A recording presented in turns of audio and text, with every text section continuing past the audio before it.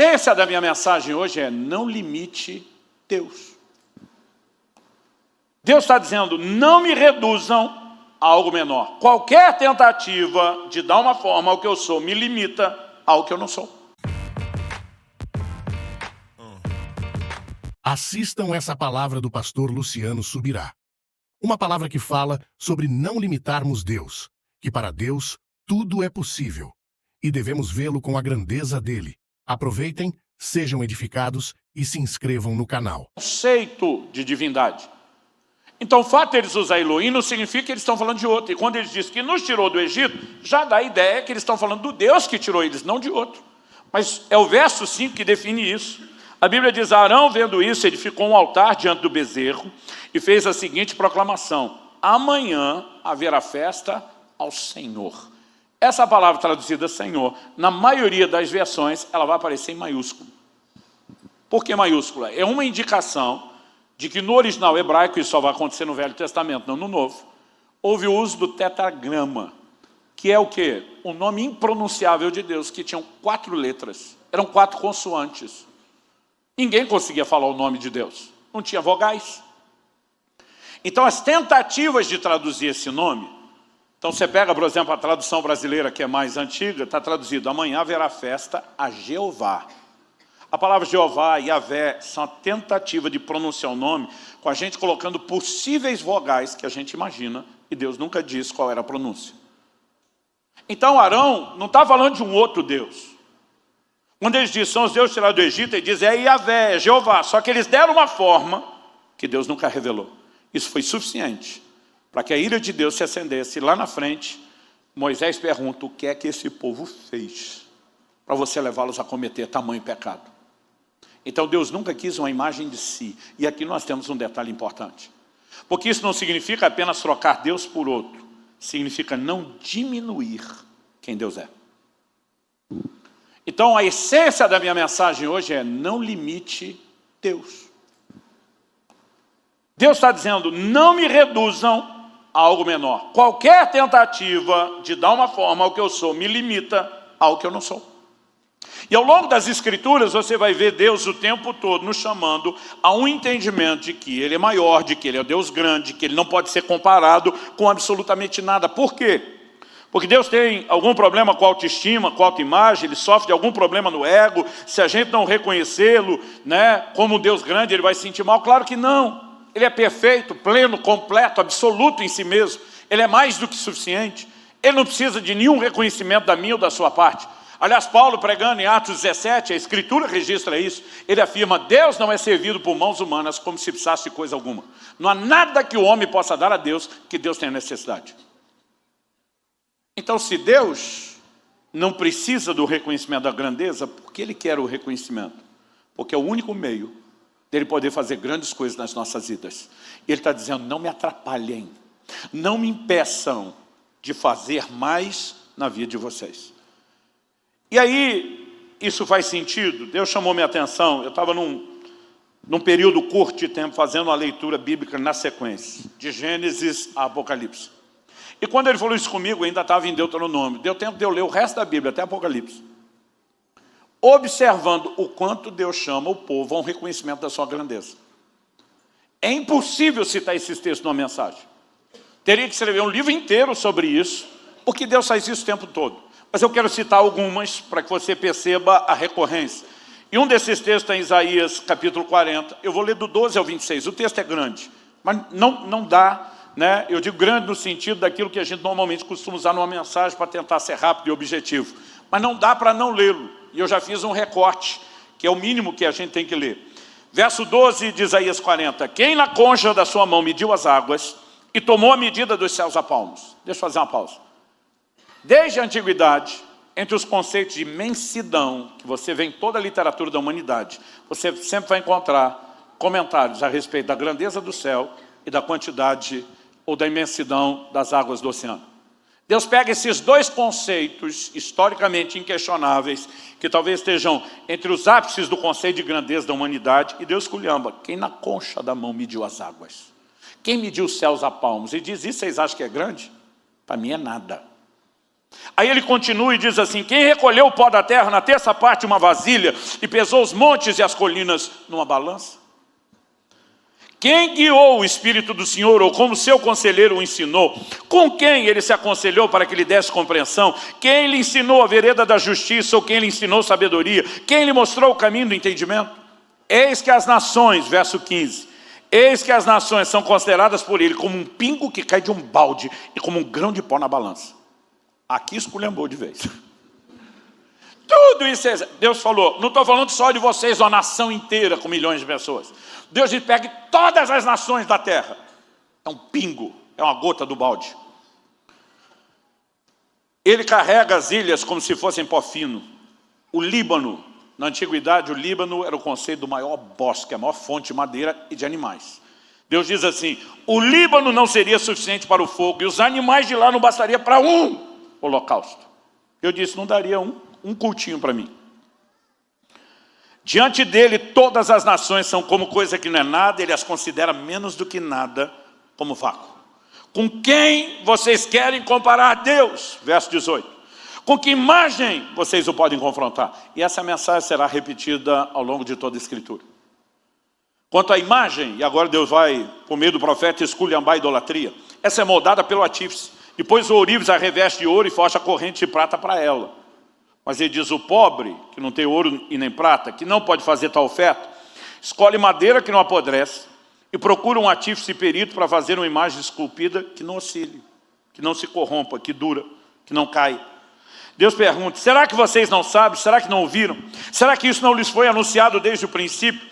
Vocês não entenderam isso desde a fundação do mundo? Vocês não atentaram para os fundamentos da terra? Ele é o que está sentado sobre a cúpula da terra, cujos moradores são como gafanhotos. É ele quem estende os céus como cortina e os desenrola como tenda para neles habitar. É ele quem reduz a nada os príncipes e torna em nulidade os juízos da terra. Mal foram plantados e semeados, mal se arraigou na terra o seu tronco, já secam quando o sopro passa por eles e uma tempestade os leva como palha. Com quem? Verso 25. Com quem vocês vão me comparar? A quem eu seria igual? Diz o santo. Levante os olhos para o alto e vejam. Quem criou essas coisas? Aquele que faz sair o seu exército de estrelas, todas bem contadas. Abraão, Deus diz: conta, você pode contar. Até hoje ninguém conseguiu contar. Deus diz: vocês não conseguem. Para mim são bem contadas, não só contadas. O texto diz: as quais ele chama pelo nome. Por ser ele grande em força e forte em poder, nenhuma só vem a faltar. O tempo todo Deus está nos chamando a um reconhecimento da sua grandeza. Números 23, 19 diz: Deus não é homem para que minta, por meio de Balaão, nem filho do homem para que mude de ideia ou se arrependa. Tendo ele dito, não fará, tendo prometido, não cumprirá.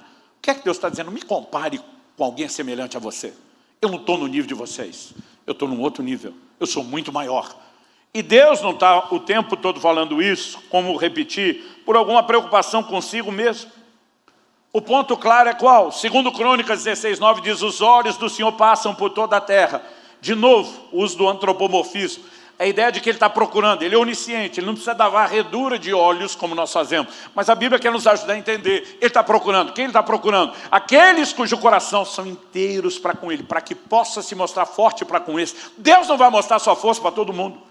Ele está procurando quem está me olhando de forma diferente, quem está entregando o coração de uma forma diferente, quem está correspondendo comigo de uma forma diferente. Para esses eu vou mostrar minha força. Então, se eu e você não entramos na revelação de uma percepção maior de grandeza, nós estamos limitando Deus. Não limitamos quem Ele é, limitamos o que Ele pode fazer na nossa vida. E a pergunta prática a ser feita para mim e para você é: mesmo que eu e você, que já conhecemos a Jesus, não só não fazemos imagens de escultura, como condenamos quem relaciona com elas, mesmo dentro do contexto do cristianismo, condenamos a prática, não as pessoas. A pergunta é: será que eu e você, não de forma física, literal, tangível, palpável, mas será que eu e você não temos criado no nosso coração, na nossa mente, no nosso imaginário, uma imagem de Deus que também o limita? Uma definição no nosso conceito que diminui a percepção de grandeza que deveríamos ter. O rompimento espiritual, seja no nível pessoal ou ministerial, depende do conhecimento de Deus. Em Daniel, no capítulo 11, no verso 32, a Bíblia diz: o povo que conhece seu Deus será forte e fará proezas. É o conhecimento de Deus que muda a nossa percepção de identidade de quem somos e de produtividade daquilo que nós podemos fazer. E aí o tempo todo você vai ver que quem fez diferença, quem escreveu história, entrou nessa percepção, como do questionamento de Deus de Números 23, 19. Eu não sou homem para que minta, nem filho do homem para que se arrependa, tendo prometido, não vou fazer, tendo falado, não vou cumprir. Abraão, por exemplo, que é chamado de o pai da fé, e deixou pegadas a serem seguidas. Em Romanos 4, 20 e 21, a Bíblia diz: não duvidou por incredulidade da promessa de Deus, mas pela fé se fortaleceu, dando glória a Deus, estando plenamente convicto. Eu amo essa palavra. Não é só convicto. A gente fala de convicção, já é forte, mas a Bíblia diz plenamente. Plenamente é preenchendo todas as medidas possíveis, estando plenamente convicto de que Deus era poderoso para cumprir o que havia prometido. Eu gosto de dizer que a fé se apoia no caráter de Deus. Se Ele prometer, Ele não vai mentir. Mas ela também tem a percepção do poder, da grandeza dEle, para fazer aquilo que na minha mente é impossível.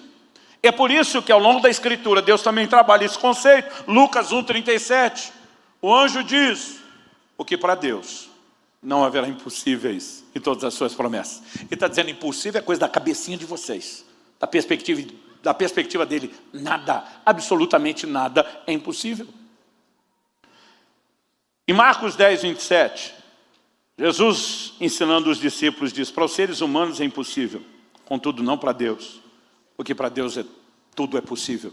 Ele está dizendo: vocês estão aqui no universo da impossibilidade, da possibilidade. Deus está aqui no universo da impossibilidade. Só que a nossa forma no mundo de possibilidades, ela vai ter um ponto que a gente diz: daqui para cá é impossível. No universo de possibilidades, para Deus, tudo é possível. Não existe a impossibilidade. E porque o tempo todo Deus está tentando reprogramar a nossa mente. Porque se eu e você não tivermos a percepção da grandeza de Deus, nós vamos limitar aquilo que Ele pode fazer. Eu comecei a perceber nessa última leitura bíblica que fiz, e Deus começou a falar essas coisas comigo no finalzinho de julho. Agora, eu comecei a perceber ao longo de agosto, porque até o fim de agosto eu tinha terminado essa leitura, não só as declarações de Deus nos chamando ao reconhecimento da grandeza, mas eu fiquei perplexo com o tanto de indiretas e informações implícitas e nas entrelinhas que você tem, de que quem fez diferença era a gente tinha uma percepção da grandeza de Deus. Porque a nação de Israel escolheu Saul para ser rei. Era o maior cara que eles tinham. Quem ia liderar o exército tinha que ser uma figura que inspirava a confiança dos outros e metia medo do inimigo. Mas quando o Golias aparece, que é maior que o Saul não teve coragem de encarar. Ninguém teve. Aí aparece um baixinho invocado, que nunca foi à guerra, sem nenhuma experiência. Ele olha para o desafio do Golias e diz: que esse incircunciso filisteu para afrontar os exércitos do Deus vivo. A percepção de grandeza dele não é de si como guerreiro. A percepção de grandeza dele é de Deus. Ele diz: vocês estão olhando o tamanho do cara, eu estou olhando o tamanho de Deus. Isso aí é um inseto que Deus vai esmagar no meio do caminho.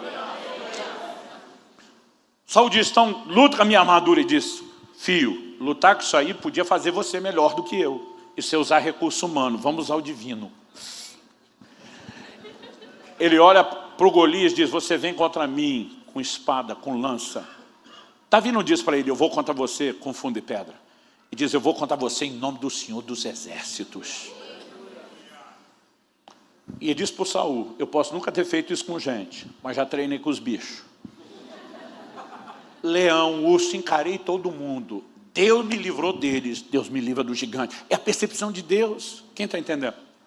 Quando Salomão vai construir a casa que Davi almejava, e Deus confiou isso a Salomão, ele, na hora de recolher elementos, ele está pedindo madeira para casa, para alguns reis da região. A Bíblia diz que a afirmação que ele faz, segundo Crônicas 2, versos 5 e 6, é a seguinte: o templo que edificarei será grande, porque o nosso Deus é maior do que todos os deuses. Para justificar o volume de madeiras, ele está dizendo para o fornecedor: a casa que eu vou fazer é maior, é mais excelente e gloriosa do que você pensa. Nunca na história houve um templo como o de Salomão. Ele diz: porque o nosso vai ser maior. Porque o nosso Deus é maior do que todos os deuses.